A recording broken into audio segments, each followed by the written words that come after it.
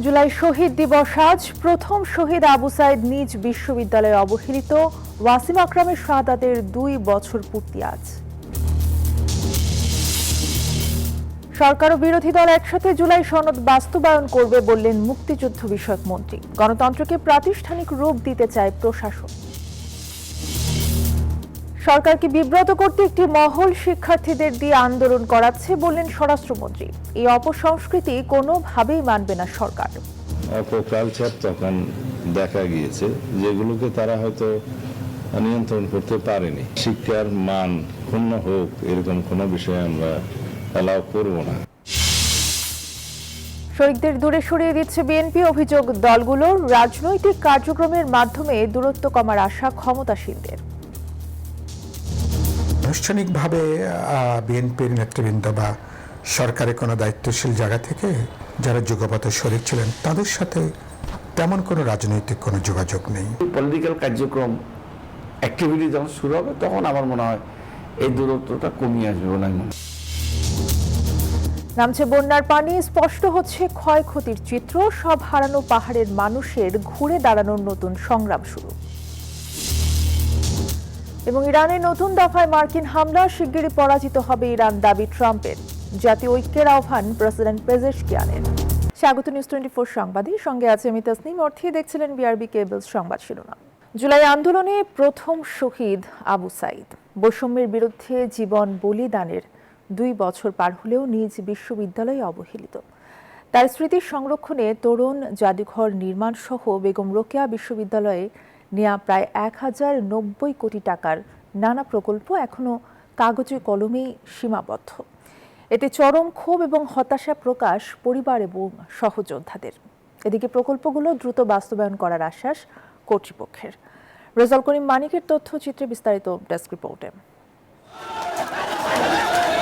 2024 সালের 16 জুলাই বেগম রোকেয়া বিশ্ববিদ্যালয়ের 1 নম্বর ফটকে দুহাত তুলে বুক চেতিয়ে ঘাতকের বুলেট আলিঙ্গন করার দৃশ্য এখনো সবার মানসপটে ভাস্বর। সেদিন পুলিশের গুলিতে শহীদ হন আবু সাইদ। তার মৃত্যুর ভিডিও সামাজিক যোগাযোগ মাধ্যমে ব্যাপক আলোড়ন সৃষ্টি করে। তার আত্মত্যাগ জুলাইয়ের আন্দোলনকে দিয়েছিল নতুন আকাঙ্ক্ষা। ঘটনার 2 বছর পার হলেও জুলাইয়ের এই নায়ক নিজ বিশ্ববিদ্যালয়ে যেন অবহেলিত। তার স্মৃতি রক্ষায় বেরোবিতে স্মৃতিস্তম্ভ, টুইন মেমোরিয়াল, জাদুঘর, আবু সাইদ গেট করার ঘোষণা দেওয়া হলেও তা যেন কাগজে কলমেই সীমাবদ্ধ।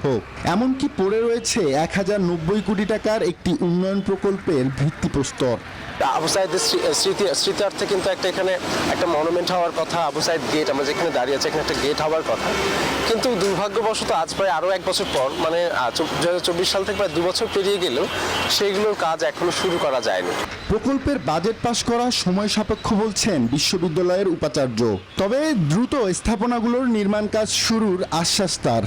আবু সাইদের জন্য বিশ্ববিদ্যালয় কর্তৃপক্ষ, আবু সাইদের গেট আমাদের 20 তারিখে টেন্ডার ওপেনিং হবে, আশা করি আমরা কাজ শুরু করতে পারবো। আবু সাইদের স্মৃতিস্তম্ভর কাজটাও আমাদের 16 তারিখ থেকেই মাননীয় মন্ত্রী মহোদয়ের মাধ্যমে এটা আমরা নতুন করে করব। আবু সাইদের বাড়িতে এখনো শোকের আবহ। নতুন প্রজন্মকে আবু সাইদের আত্মগাথা জানাতে তার স্মৃতি রক্ষার দাবি পরিবারের। সরকারের কাছে আমার দাবি যে আমি জীবিত থাকার জন্য আমি বিচারের জায়গা যেন কার্যকর হয়। তার নামে যে স্মৃতিস্তম্ভ বা জাদুঘর এগুলো আমরা এখনো দেখতে পাইনি। আবু সাইদ হত্যা মামলার পলাতক আসামিদের দ্রুত গ্রেপ্তার করে রায় কার্যকর করার দাবি জানান পরিবার ও সহযোদ্ধারা। Desk report, news 24। জুলাই গণ অভ্যুত্থানে ওয়াসিম আকরামের শাহাদাতের 2 বছর পূর্ণ হলো আজ। কিন্তু এই সময়ও মুছে দিতে পারেনি মায়ের অপেক্ষা, বাবার শোক আর একটি পরিবারের অপূরণীয় শূন্যতা। 2 বছর আগে চট্টগ্রামের রাজপথে হারিয়ে যাওয়া ওয়াসিম আজও বেঁচে আছেন তার মানবিকতা, সাহস আর মানুষের ভালোবাসায়। সন্তানের স্মৃতি যেন ঘরের প্রতিটি দেয়ালে, প্রতিটি কোণায়। কেউ ওয়াসিমের কথা তুললেই চোখ ভিজে ওঠে মায়ের। 2 বছর পেরিয়ে গেলেও মায়ের কাছে ছেলের মৃত্যুর খবর যেন আজও অবিশ্বাস্য। এলাকায় বন্যা হলেই চট্টগ্রাম থেকে শুকনো খাবার নিয়ে ছুটে আসতেন দুর্গত মানুষের কাছে। এবারের বন্যাতেও ছেলেকে মনে করে প্রতিদিন দরজার সামনে দাঁড়িয়েছিলেন মা। শ্রমিকের কেউ চাইটা কি হওয়া দেখানে আর কথা ফিরি নইব দেখতে পারেন লোক নাই কোন কত মানে আমি জানি লোক। ছেলের মৃত্যুর পর সৌদি আরবের প্রবাস জীবন ছেড়ে দেশে ফিরে এসেছিলেন বাবা শফিউল আলম। এরপর থেকে প্রতিদিনই ছেলের কবরে গিয়ে দীর্ঘ সময় নীরবে বসে থাকেন তিনি। যে হারাইছে সে বুঝবে, ছেলের হারানোর কষ্টটা কি, কেন আসবে, কিভাবে আসবে, তুমি এটা জানো না। আমি ওদিকে দেখলে আমার ছেলে আসবে। পেকুয়ার বাঘ গুজারা বাজার পাড়া এলাকায় ওয়াসিম ছিলেন সবার প্রিয়। মানুষের বিপদে আপদে সবার আগে এগিয়ে যেতেন। আমরা মনে করতাম এটা আমাদের জন্য একটা সম্পদ ছিল, আমাদের চাইয়ে ছিল। পড়ালেখাতেও ভালো ছিল, আমরা প্রতিবাদী ছিল, কোনো অন্যের কাছে সে সবসময় অন্য কোনো কিছু দেখলে সে সবসময় তার বিরুদ্ধে একটা কথা বলতেন। মোহাম্মদ ওয়াসিম আকরাম ছিলেন চট্টগ্রাম কলেজের স্নাতক চতুর্থ বর্ষের শিক্ষার্থী। তিনি চট্টগ্রাম কলেজ ও পেকুয়া উপজেলা ছাত্র দলের রাজনীতির সঙ্গেও যুক্ত ছিলেন। 2024 সালের 16 জুলাই চট্টগ্রামের মুরাদপুর এলাকায় বৈষম্য বিরোধী আন্দোলনে গুলিবিদ্ধ হয়ে শহীদ হন তিনি। মোহাম্মদ ওয়াসিম আকরাম শুধু একটি নাম নয়, একটি পরিবারের আজীবনের বেদনা, আর একটি জনপদের গর্ব, ভালোবাসা ও স্মৃতির প্রতীক। Desk report, news 24। সরকারি দল এবং বিরোধী দল মিলে গণতন্ত্রকে প্রাতিষ্ঠানিক রূপ দেওয়ার পাশাপাশি জুলাই সনদকে অক্ষরে অক্ষরে বাস্তবায়ন করবে বলে মন্তব্য করেছেন মুক্তিযুদ্ধ বিষয়ক মন্ত্রী আহমেদ আজম খান। বৃহস্পতিবার সকালে শহরের জুলাই চত্বরে এসব কথা বলেন তিনি। বলেন, জুলাই যোদ্ধাদের শাহাদাত বরণের চেতনা হবে আগামী দিনের গণতন্ত্রকে সুসংহত করা। জুলাই শহীদদের স্মরণ করে সমৃদ্ধ বাংলাদেশ গড়ার প্রত্যয় ব্যক্ত করেন তিনি। এর আগে বেগম রোকেয়া বিশ্ববিদ্যালয়ের ভিসি শহীদ আবু সাইদের কবর জিয়ারত করেন মন্ত্রী। আমরা সরকারি দল বিরোধী দল মিলেই গণতন্ত্রকে যেমনি প্রাতিষ্ঠানিক রূপ দিতে চাই, তেমনি জুলাই সনদকে অক্ষরে অক্ষরে বাস্তবায়ন করতে চাই। সরকারকে বিব্রত করতে একটি মহল শিক্ষার্থীদের দিয়ে আন্দোলন করাচ্ছে, এমন মন্তব্য করেছেন স্বরাষ্ট্রমন্ত্রী সালাউদ্দিন আহমেদ। বলেন, এই অপসংস্কৃতিকে কোনোভাবেই মেনে নেবে না সরকার। দুপুরে সচিবালয়ে সংবাদ সম্মেলনে এসব কথা বলেন স্বরাষ্ট্রমন্ত্রী। মন্ত্রী বলেন, যারা আন্দোলন করছে তাদের অনেকেই শিক্ষার্থী নয়। এক প্রশ্নের জবাবে তিনি বলেন, সাবেক আইজিপি বেনজির আহমেদকে ফিরিয়ে আনতে শিগগিরই অগ্রগতি হবে। সাবেক প্রধানমন্ত্রী শেখ হাসিনা কোন প্রক্রিয়ায় দেশে ফিরবেন তা ঠিক করবে ভারত সরকার, তবে শেখ হাসিনাকে আইনানুগভাবে ফেরত চায় সরকার, জানান স্বরাষ্ট্রমন্ত্রী। সরকারকে বিব্রত করতে চায় এরকম কিছু মহল তো আছেই। তারা বিভিন্ন ইস্যুতে নিজেদের পরিচয় গোপন করে এখানে একটা ঘোলা পানিতে মাছ শিকারের ব্যবস্থা করতে চায়। সাজাপ্রাপ্ত আসামি হিসেবে দেশে ফিরলে তাকে গ্রেফতার করা হবে এবং রায় কার্যকরের ব্যবস্থা নেওয়া হবে। দেশে ফিরিয়ে নিয়ে আসার জন্য আমাদের যা কিছু করণীয় আইনানুগভাবে সবকিছু আমরা সম্পন্ন করেছি। জুলাই শহীদদের পূর্ণাঙ্গ তালিকা প্রণয়ন করতে সরকারের প্রতি আহ্বান জানিয়েছেন বিপ্লবী ওয়ার্কার্স পার্টির সাধারণ সম্পাদক সাইফুল হক। বলেন, জুলাই শহীদদের পূর্ণাঙ্গ তালিকা প্রণয়ন করতে না পারা রাষ্ট্রগতভাবে বড় ব্যর্থতা। সকালে কেন্দ্রীয় শহীদ মিনারে গণ অভ্যুত্থানের দ্বিতীয় বার্ষিকীতে পুষ্পস্তবক অর্পণ করে বিপ্লবী ওয়ার্কার্স পার্টি। বলেন, শহীদ পরিবারগুলোর পুনর্বাসন হয়নি। জুলাই হত্যাকাণ্ডের মামলার অধিকাংশের চার্জশিট হয়নি এখনো। যারা দখলদারি চাঁদাবাজি করে দেশকে অশান্তি করে তুলতে চায় তাদের বিরুদ্ধে ব্যবস্থা নিতে আহ্বান জানান তিনি। আমরা জুলাই আগস্ট আন্দোলনের অভ্যুত্থানের শহীদদের পূর্ণাঙ্গ তালিকা এখনো পর্যন্ত প্রণয়ন করতে পারি নাই। তাদের পূর্ণাঙ্গ তালিকাও এখনো পর্যন্ত প্রণয়ন না করাটা এটা সরকার বা রাষ্ট্রগতভাবে আমাদের বড় একটা ব্যর্থতা। নির্বাচনের পর থেকে যুগপথ আন্দোলনে থাকা শরিকদের সঙ্গে আনুষ্ঠানিক কোনো যোগাযোগ নেই বিএনপির। কয়েকটি দলের নেতারা বলছেন, সরকার গঠন করে একলা চলো নীতি নিয়েছে ক্ষমতাসীনরা, দূরে সরিয়ে দিচ্ছে মাঠের শরিকদের। বিএনপি অবশ্য বলছে, রাজনৈতিক কার্যক্রমের মধ্য দিয়ে এই দূরত্ব কমে আসবে। আরও জানাচ্ছেন শাহালি জয়।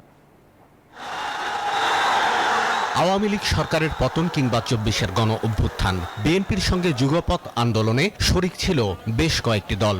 20 দলীয় জোটের প্রধান শরিক জামায়াতে ইসলামী একসময় জোট থেকে বেরিয়ে গেলেও সমমনা 7 দলকে নিয়ে 26 সালের নির্বাচনে অংশ নেয় বিএনপি এবং শরিক দলগুলোর জন্য 8টি আসন ছেড়ে দেয় দলটি।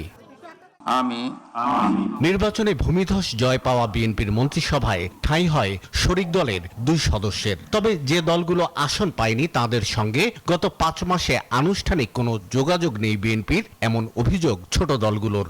অনানুষ্ঠানিকভাবে বিএনপি নেতৃবৃন্দের সাথে নানা অনুষ্ঠানে দেখা হয়, কথাবার্তা হয়, বাট আনুষ্ঠানিকভাবে বিএনপির নেতৃবৃন্দ বা সরকারের কোনো দায়িত্বশীল জায়গা থেকে যারা যুগপথে শরিক ছিলেন তাদের সাথে তেমন কোনো রাজনৈতিক কোনো যোগাযোগ নেই।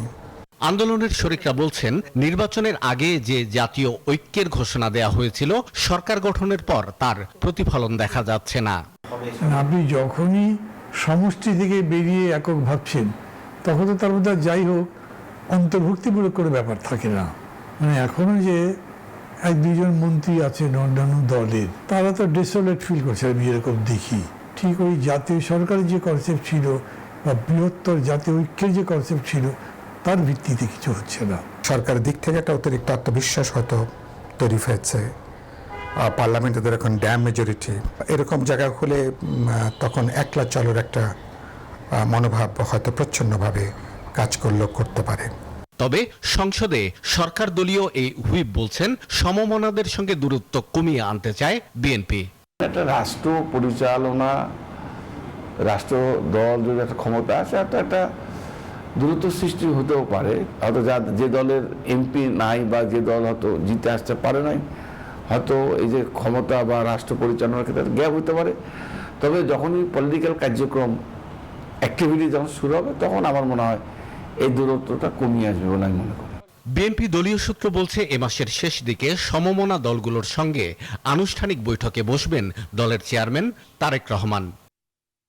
শাহ আলী জয়, নিউজ 24, ঢাকা। জুলাই যোদ্ধাদের আকাঙ্ক্ষার সঙ্গে কেউ বেইমানি করলে ইতিহাস তাদের কখনো ক্ষমা করবে না, এমন মন্তব্য করেছেন জামায়াতে ইসলামের আমির এবং বিরোধী দলীয় নেতা ডাক্তার শফিকুর রহমান। বৃহস্পতিবার রাজধানীর ডিপ্লোমা ইঞ্জিনিয়ার্স ইনস্টিটিউটে জুলাই শহীদদের স্মরণে আয়োজিত আলোচনা সভায় তিনি একথা বলেন। বিরোধী দলীয় নেতা বলেন, অতীতের সকল বিপ্লবের মতো জুলাই বিপ্লবকেও ভুলিয়ে দেওয়ার চেষ্টা করা হচ্ছে। এ সময় গণভোটের রায় বাস্তবায়ন করতে প্রয়োজনে রাজপথে নামা হবে বলেও জানান তিনি। যারা এই যে বেঁচে আছে কষ্ট নিয়ে, তাদের জন্য বড়ই কষ্ট লাগে। আসলে তাদের জন্য কার্যকর কিছু আমরা করতে পারি, আমরা বড় লজ্জিত। সরকার পারে, এই জন্য এই বাজেট সেশনে 2বারই এই দাবি উত্থাপন করেছি যে মেহরবানি করে তাদের বিষয়টা সর্বাধিক অগ্রাধিকার দিয়ে দেখতে হবে। 24 জুলাই আন্দোলন নিয়ে কেউ মিথ্যা মামলা দিয়ে হয়রানি করে থাকলে তাদের বিরুদ্ধেও ব্যবস্থা নেওয়া হচ্ছে বলে জানিয়েছে মহানগর গোয়েন্দা পুলিশ। সকালে ডিএমপির মিডিয়া সেন্টারে সংবাদ সম্মেলনে এসব কথা জানান তিনি। বলেন, জুলাই সংক্রান্ত 59টি মামলা তদন্ত করছে মহানগর গোয়েন্দা পুলিশ। প্রতিটি তথ্য উপাত্ত বিশ্লেষণ করে মামলাগুলোর প্রতিবেদন দেয়া হবে। নিরপরাধ কাউকে হয়রানি করা হবে না। অনলাইন জুয়া বিরোধী অভিযানে গ্রেফতার নিয়ে আয়োজিত সংবাদ সম্মেলনে এসব কথা জানানো হয়। কেউ যদি ওরকম কোনো অসৎ উদ্দেশ্য নিয়ে থাকে, আমরা সেটাতে কোনো সায় দেব না এবং তার বিরুদ্ধে অবশ্যই আইনগতভাবে ব্যবস্থা নেওয়া যায়। কেউ যদি মিথ্যা মামলা দায়ের করে থাকে, তবে আমি আপনাদেরকে নিশ্চয় দিচ্ছি এই মামলাগুলো সঠিকভাবে তদন্ত করে একমাত্র দোষী ব্যক্তিদেরকে আমরা আইনের আওতায় নিয়ে আসবো। বাংলাদেশ সেনাবাহিনীর বৃক্ষরোপণ অভিযান 2026-এর শুভ উদ্বোধন করলেন সেনাপ্রধান জেনারেল ওয়াকারুজ্জামান। সকালে ঢাকা ক্যান্টনমেন্টের নির্ঝর এলাকার একটি গাছ রোপণ করে এই অভিযানের উদ্বোধন করেন সেনাপ্রধান। বৃক্ষরোপণের সাজায় দেশ সবার আগে বাংলাদেশ প্রতিপাদ্যকে সামনে রেখে বৃক্ষরোপণ করেন তিনি। সেনাপ্রধান বলেন, ক্যান্টনমেন্ট সহ দেশের সেসব স্থানে সেনা অবস্থান আছে, সব স্থানে গাছ রোপণ করা হবে। বনায়ন বৃদ্ধিতে প্রতি বছরের মতো এবারও সেনাবাহিনী নানা কর্মসূচি নিয়েছে বলে জানান তিনি। শুধু গাছ লাগানো নয়, পরিচর্যার মাধ্যমে গাছকে বড় করারও দায়িত্ব সেনাবাহিনী গ্রহণ করে। বলেন, পরিবেশ ও জলবায়ু পরিবর্তন মোকাবেলায় সেনাবাহিনী কাজ করে যাবে। এই লক্ষ্যে 11 লাখ গাছ রোপণ করা হবে বলেও জানান সেনাপ্রধান জেনারেল ওয়াকারুজ্জামান। 11,35,36,000 বৃক্ষ আমরা সারা বাংলাদেশে বিভিন্ন সেনানিবাসে, জলসিঁড়িতে আমরা রোপণ করব। এটা একটা অত্যন্ত মহৎ কাজ। এটা আমাদের পরিবেশ বান্ধব। এখানে অক্সিজেন জেনারেট হয়, এই গাছ থেকে অক্সিজেন জেনারেট হয় এবং পরিবেশের সুরক্ষা দেয়। কুড়িগ্রামে তিস্তা নদীতে পানি কমার সাথে সাথে শুরু হয়েছে তীব্র নদী ভাঙন। বেশি ভাঙন দেখা দিয়েছে তিস্তা নদী তীরবর্তী বিভিন্ন চরাঞ্চলে। ভাঙনে প্রতিদিন নদী গর্ভে বিলীন হচ্ছে ঘরবাড়ি, ফসলি জমি এবং বিভিন্ন এলাকা। হুমকির মুখে পড়েছে মসজিদ, মাদ্রাসা, কবরস্থান, স্কুল সহ বিভিন্ন স্থাপনা। ভাঙন চলাকালীন জিও ব্যাগ দিয়ে চেষ্টা হচ্ছে বাঁধ রক্ষার। হুমায়ুন কবির সূর্যর পাঠানো তথ্যচিত্রে বিস্তারিত ডেস্ক রিপোর্টে। কুড়িগ্রামে তিস্তার পানি কমলেও শুরু হয়েছে তীব্র নদী ভাঙ্গন। এক রাতেই বিলীন হয়ে গেছে 16টি ঘর। হুমকিতে রয়েছে আরো 1.5 শতাধিক বাড়িঘর। ভাঙন আতঙ্কে নিজেদের ঘর নিরাপদে নিতে এভাবেই টিন ঘরের চালা সরাতে ব্যস্ত সময় পার করছেন ভাঙন কবলিতরা। ভাঙন ঠেকাতে 2000 জিও ব্যাগ দেয়া হলেও তা কাজে আসছে না। প্রশাসনের কার্যকর উদ্যোগ না নেয়ার অভিযোগ ক্ষতিগ্রস্তদের। পাশে একটা মসজিদ, মক্তব, তারপরে পাশে একটা প্রাইমারি স্কুল আছে, এরকম আরো 20-25টা বাড়ি হুমকির সম্মুখীন আছে। মানুষের জায়গাতে আসছিলাম, সেটা ভেঙে গেলে কোথায় যাব, কোনো রাস্তা পথে জায়গা পাইতেছি না। এই জায়গা কোনো কাজ হওয়া না, সামান্য 2000 বস্তা দিছে, সেই 2000 বস্তা তো নদী ঢেউ চলে গেছে। সরকার যদি আমার কোনো খোঁজ খবর না নেয় তাহলে আমার বিপদ চাপি যাই। ভাঙনে যারা বাস্তুচ্যুত হয়ে অন্য জায়গায় যাচ্ছে তাদেরকে খাস জমি বন্দোবস্ত করা যায় কিনা সেই বিষয়টি নিয়েও কাজ করছেন বলে জানান এই কর্মকর্তা। ভাঙনের পরে যারা বাস্তুচ্যুত হয়ে অন্য জায়গায় যাচ্ছে, যাদের একদম জায়গাও নেই, তাদের কাছ থেকে এমনকি আমরা আবেদনও নিচ্ছি যে তাদেরকে ভূমিহীন হিসেবে কোথাও আপনার খাস জায়গা বন্দোবস্ত দেওয়া যায় কিনা। দ্রুতই ভাঙন ঠেকাতে কার্যকর ব্যবস্থা নেবেন প্রশাসন, এমনটাই প্রত্যাশা ভাঙনে ক্ষতিগ্রস্তদের। Desk report, news 24। এই ছিল এখনকার সংবাদের সাথে থাকায় ধন্যবাদ সবাইকে।